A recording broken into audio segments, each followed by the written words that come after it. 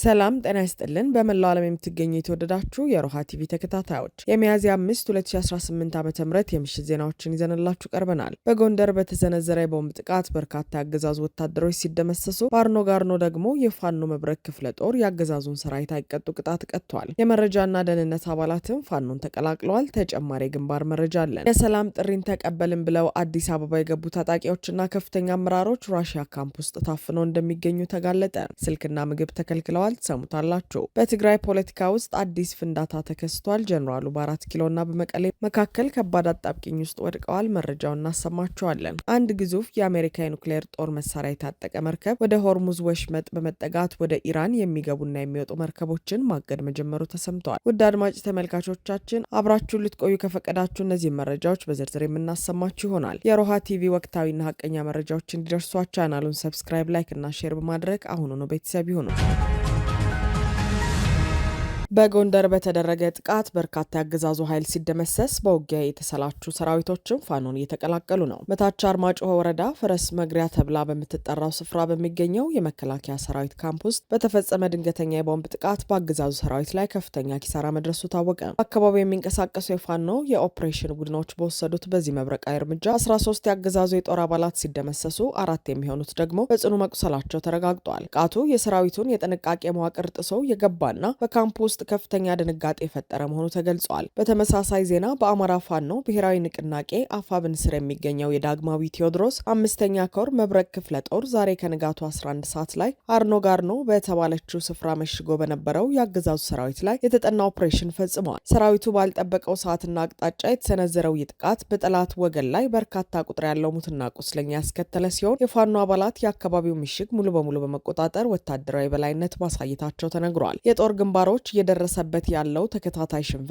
ግንባሮች እየደረሰበት ያለው ተከታታይ ሽንፈት የአገዛዙን ሰራዊት ስነ ልቦና እየሸረሸረው መሆኑን ተከትሎ የሰራዊቱ አባላት በየተራ ወደ ፋኖ መቀላቀላቸውን ቀጥለዋል። በዛሬው ዕለት ብቻ ከአንድ ቲም በላይ የሚሊሻ አባላት እንዲሁም የ5ኛው ክፍለ ጦር የመረጃና ደህንነት አባላት መሳሪያቸውን ይዘው ፋኖን መቀላቀላቸው ተረጋግጧል። አባላቱ ወደ ፋኖ የተቀላቀሉት አገዛዙ ለሚያካሂደው ዓላማ የለሽ ጦርነት መሳሪያ መሆን አንፈልግም በማለት መሆኑን ለንቅናቄ አመራሮች ገልጸዋል። ይህ በመከላከያ ሰራዊት ውስጥ እየታየ ያለው መከዳዳትና በግንባር የሚደረገው ድል የፋኖን ህዝባዊ ትግል ወደ አዲስ ምዕራፍ እያሸጋገረ መሆኑን የፖለቲካ ተንታኞች ይናገራሉ። በአርማጭሆና በአርኖ ጋርኖ የተገኘው ድል በአካባቢው ያለውን የአገዛዙን ወታደራዊ መዋቅር ክፉኛ ያዳከመው ሲሆን፣ በየቀኑ ወደ ንቅናቄ የሚቀላቀሉት የጸጥታ አባላት ቁጥር መጨመር ደግሞ ለብልጽግና አገዛዝ ትልቅ ራስ ምታት ሆኗል።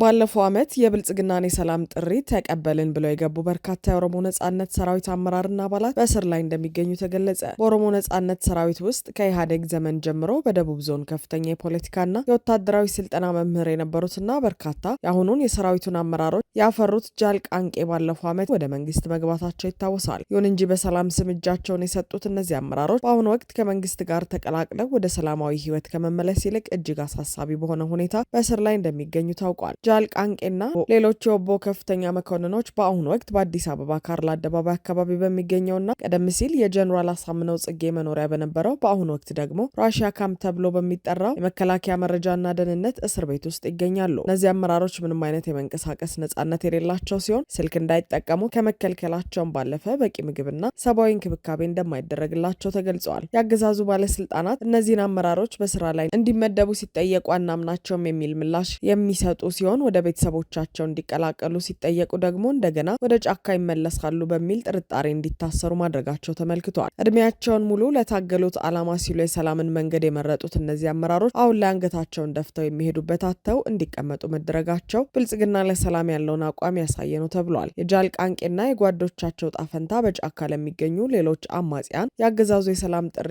ወጥመድ መሆኑን ያጋለጠ እንደሆነ ተገልጿል። በአሁኑ ወቅት በተለያዩ የአማራ ክልል አካባቢዎች የግል ጥቅማቸውን ሲያሳድዱ የነበሩ በኋላም የህዝቡን የህልውና ትግል ወደ ጎን ለሰላም በሚሉ ወደ አጋራቸው ብልጽግና አገዛዝ የሚገቡ ግለሰቦችን መጨረሻ ምን ሊሆን እንደሚችል ቁልጭ አድርጎ ያሳያል። በተለይም በአዲስ አበባ ራሽያ ካምፕ ውስጥ ታጉረው የሚገኙት የኦሮሞ ነጻነት ሰራዊት ከፍተኛ አመራሮች ሁኔታ ትልቅ ትምህርት የሚሰጥ ነውም ተብሏል። እነዚህ ግለሰቦች መጀመሪያ ላይ በመገናኛ ብዙሃን ቀርበው ሰላምን መርጠናል እንዲሉ ይደረጋል። ይሁን እንጂ የፕሮፓጋንዳ ግልጋሎታቸው ሲያበቃ የሚጠብቃቸው ጣፈንታ ስምሪትና የስልጣን ወንበር ሳይሆን አናምናችሁም በሚል ሰበብ ሰበብ የሚጠብቃቸው እስራት እንደሆነም ታውቋል። ዛሬ በጃል ቃንቄ ላይ እየደረሰ ያለው ግፍ ነገ የአማራን ህዝብ ክደው አፈንግጠው ወደ አገዛዙ በሚገቡት ላይ መደገሙ የማይቀር ሀቅ ነው። አገዛዙ በጫካ የነበረን ታጋይ ነገ ተመልሶ ጫካ ይገባል በሚል ጥርጣሬ ስልክና ምግብ እስከ መከልከል የሚደርስ የቁም እስራት እንደሚፈጽም የታየ እውነት ሆኗል። ከህዝባዊ ትግል ወጥቶ ወደ ጠላት ካምፕ መግባት በታሪክ ፊት ከዳተኛ ከማሰኘቱም ባለፈ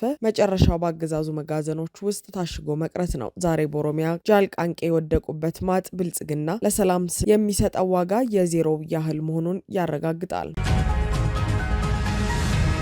በአብይ አህመድ የመከፋፈል ሴራ ስልጣናቸው የተራዘመላቸው ታደሰ ወረደ ስልጣናቸው በህወሓት ተቀባይነት አለማግኘቱ አዲስ ውጥረትና አሰላለፍ ፈጥሯል ተባለ። በትግራይ ጊዜያዊ መስተዳደር ውስጥ ከፍተኛ ወታደራዊና ፖለቲካዊ ሚና ያላቸው ጀነራል ታደሰ ወረደ በቅርቡ ብቻቸውን ወደ አዲስ አበባ ካደረጉት ጉዞ በኋላ የስልጣን ዘመናቸው እንዲራዘም መደረጉ በትግራይ ፖለቲካ ውስጥ ትልቅ ፈንጂ ሆኗል። ህወሓት ባወጣው መግለጫ ይህ የስልጣን ማራዘም ሂደት ከድርጅቱ እውቅና ውጭ የተከናወነ በፕሪቶሪያው ስምምነትም ሆነ በቀጣይ ድርድሮች ውስጥ ያልነበረና ምንም መልኩ ተቀባይነት የሌለው ተግባር ነው ሲል የሚታወስ ሲሆን ይህም በአዲስ አበባው ብልጽግናና በመቀሌው ፖለቲካ ኃይል መካከል ግልጽ የሆነ የፍጥጫ ምዕራፍ ከፍተዋል። አንድ እግራቸውን ትግራይ ሌላኛውን ደግሞ 4 ኪሎ ያደረጉት ጀነራል ታደሰ ወረደ አሁን ላይ ከባድ የፖለቲካ አጣብቂኝ ውስጥ መውደቃቸው እየተነገረ ነው። ጀነራሉ የስልጣን ማራዘሚያውን ከአዲስ አበባ ይዘው ቢመጡም በትውልድ ድርጅታቸው ህወሓት ዘንድ ተቀባይነት ማጣታቸው በሁለት ምርጫዎች መካከል እንዲቆሙ አስገድዷቸዋል። አንዳንድ የፖለቲካ ታዛቢዎች እንደሚሉት ታደሰ ወረደ እንደ ቀድሞ የትግል አጋራቸው ጌታቸው ረዳ ከርተው አዲስ አበባን በመጠጋት የብልጽግናን ጥላ ሊያልፉ ይችላሉ የሚል ግምት አለ። በሌላ በኩል ደግሞ የድርጅታቸውን ህወሓትን ትዕዛዝ በማክበርና በትግራይ ውስጥ የሚነሳባቸውን ተቃውሞ በመፍራት ስልጣናቸውን ሽረው እድሉን ለድርጅቱ አሳልፈው ይሰጣሉ የሚለው ጉዳይ ዋና የውይይት አጀንዳ ሆኗል። ይሁን እንጂ ከቅርብ ምንጮች የሚወጡ መረጃዎች እንደሚያመለክቱት ጀነራሉ በሁለቱ ኃይሎች መሀል ከመደቆስ ይልቅ በራሳቸው ፍቃድ ስልጣናቸውን ለመልቀቅ እንቅስቃሴ መጀመራቸው እየተነገረ ይገኛል። ከዚህ ውጥረት ጀርባ የአብይ አህመድ ግትር አቋም ትልቅ ሚና እየተጫወተ መሆኑ የተመላከተ ሲሆን ህወሓት ዶክተር ደብረጽዮን ገብረ ሚካኤልን ለጊዜያዊ መስተዳድሩ በእጩነት ለማቅረብ በተደጋጋሚ ፍላጎት ቢያሳዩም ደብረጽዮን ወደ ስልጣን እንዳይጠጉ የሚል ጠንካራ ክልከላ ማድረጋቸው ተገልጿል። ይህ የአብይ አህመድ እምቢታ ህወሓት የፈለገውን አመራር ወደፊት ማምጣት እንዳይችል አድርጎታል ተብሏል። አገዛዙ ከህወሓት ይልቅ ለግለሰቦች እንደ ጌታቸው ረዳና ታደሰ ወረደ ያሉ ቅድሚያ በመስጠት ድርጅቱን የማዳከም ስትራቴጂ እየተከተለ መሆኑ እየተገለጸ ነው። ይህ በትግራይ ፖለቲካ ውስጥ የተከሰተው አዲስ ክፍፍልና በጀነራል ታደሰ ወረደ ዙሪያ የተፈጠረው ውጥረት ቀጣዩ የክልሉ ዕጣ ፈንታ ምን ሊሆን ይችላል የሚለውን ጥያቄ እጅግ ተጠባቂ አድርጎታል። በትግራይ አመራሮች መካከል ያለው መቃቃር እየሰፋ በሄደበትና ህወሓት የማዕከላዊ መንግስቱን ውሳኔ አልቀበልም ባለበት በዚህ ወቅት የጀነራል ታደሰ ወረደ ቀጣይ ውሳኔ የክልሉን የፖለቲካ አሰላለፍ ሊቀይር እንደሚችል ይገመታል። ጀነራሉ ስልጣናቸውን ቢለቁ ህወሓት የበላይነቱን ሊያገኝ ይችላል። አዲስ አበባን መርጠው ቢቀጥሉ ግን በትግራይ ውስጥ ሌላ ያልተጠበቀ የውስጥ ግጭት ሊቀሰቀስ ይችላል የሚል ስጋት ነግሷል።